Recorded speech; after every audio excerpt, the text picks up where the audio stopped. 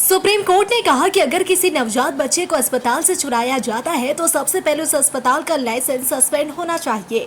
Court ने यह टिप्पणी दिल्ली एनसीआर में नवजात बच्चों की तस्करी के गैंग के पर्दाफाश से जुड़ी खबर पर संज्ञान लेते हुए कहा।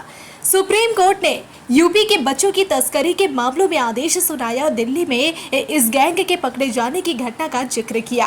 कोर्ट ने कहा कि दिल्ली गैंग के पर्दाफाश की घटना अपने आप में हतप्रभ करने वाली है और कोर्ट की दखल की जरूरत है। कोर्ट ने दिल्ली पुलिस से इस बारे में स्थिति जांच रिपोर्ट भी तलब की है।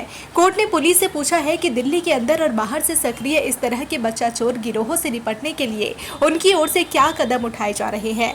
कोर्ट ने स्वतः संज्ञान के मामले पर अगली सुनवाई 21 अप्रैल को तय कर दिया है। Justice JB. पारदीवाला और जस्टिस आर. महादेवन की बेंच अस्पतालों से बच्चा चोरी करने वाले गिरोह से जुड़े एक मामले में जमानत को लेकर दाखिल याचिका पर सुनवाई कर रही थी। सुप्रीम कोर्ट में इस मामले में सभी आरोपियों को निचली अदालत में सरेंडर करने को कहा।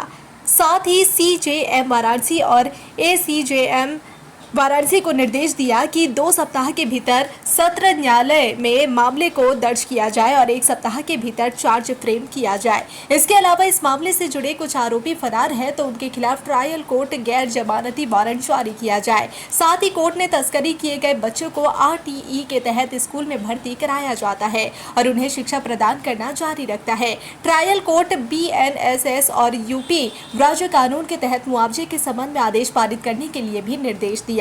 इसके अलावा सुप्रीम कोर्ट ने देश के सभी हाई कोर्ट को बाल तस्करी के मामलों में लंबित मुकदमे की स्थिति की जानकारी लेने का निर्देश देते हुए कहा कि लंबित मुकदमों को 6 महीने में परीक्षण पूरा करने और मामलों के प्रतिदिन सुनवाई के आधार पर किए जाएंगे।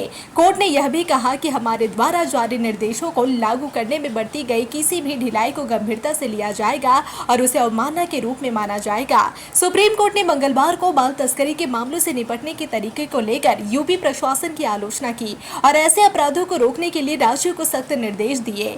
बेंच ने निचली अदालतों को ऐसे मामलों की सुनवाई 6 महीने के भीतर पूरी करने का आदेश दिया। साथ ही अधिकारियों को निर्देश दिया कि यदि किसी नवजात की तस्करी होती है तो अस्पतालों के लाइसेंस निलंबित कर दिया जाए।